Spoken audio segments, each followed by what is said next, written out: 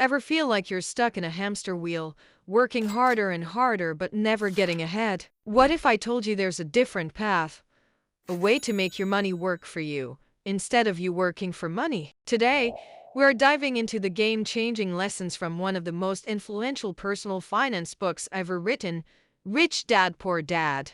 Get ready to rewire your financial brain in just a few minutes. First, let's shatter a core belief. The rich don't work for money. While most people trade their time for a paycheck, the wealthy build or buy asset systems that generate income on their own. Think of it this way. Instead of running on the wheel yourself, you own the wheel and get paid every time it spins. This is the fundamental shift from being an employee to being an investor. So, how do you start owning those wheels? The answer is our second point. Financial literacy is key. Your most valuable asset isn't your job. It's your mind. Formal education teaches you how to be a good employee, but financial education teaches you how to be the boss. It's about understanding the language of money, investing, and markets. This knowledge is what separates the rich from everyone else. This brings us to the single most important definition in the book: knowing the difference between an asset and a liability. It's shockingly simple. An asset is anything that puts money in your pocket. A liability is anything that takes money out of your pocket. The rich focus on acquiring assets like real estate that pays rent or stocks that pay dividends. The middle class often buys liabilities they think are assets, like expensive cars or a primary home with a huge mortgage. With that definition clear, our fourth lesson is to mind your own business. This doesn't mean quitting your job. Robert Kiyosaki's Rich Dad advised keeping your day job to pay the bills, but using your free time to build your real business, your asset column. Your profession is what you do for a paycheck. Your business is what you own that generates wealth. Next, let's talk about something most people fear: taxes. Lesson 5 is understanding the power of corporations. Here's the secret. Employees earn money, pay taxes, and then spend what's left. Business owners using a corporation earn money, spend it on business expenses, and then pay taxes on what's left over. It's a legal way to minimize your tax burden and reinvest more of your money. The rich play the game by different rules because they know the rules. Lesson 6 will change how you view your career.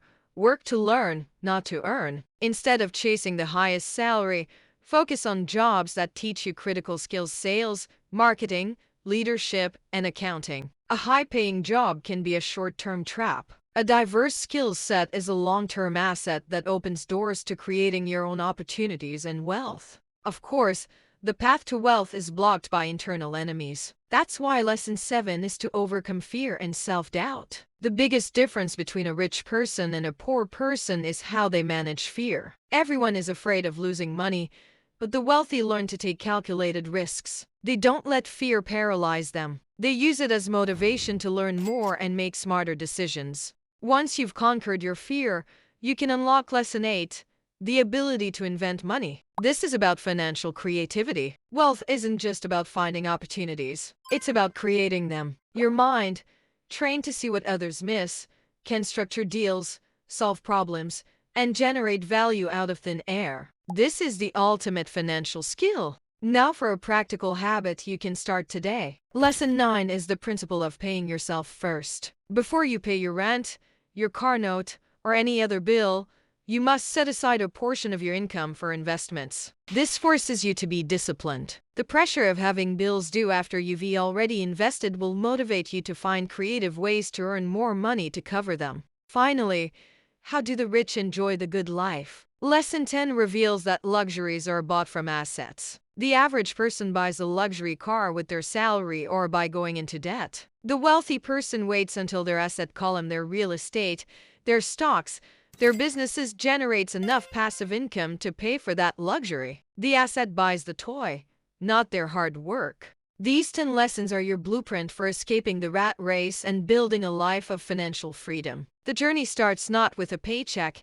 but with a change in mindset. If these ideas spark something in you, I highly recommend reading the book for a deeper dive. The power to change your financial future is in your hands. Thanks for watching. If you found this valuable, hit that subscribe button for more insights on building wealth and achieving financial independence.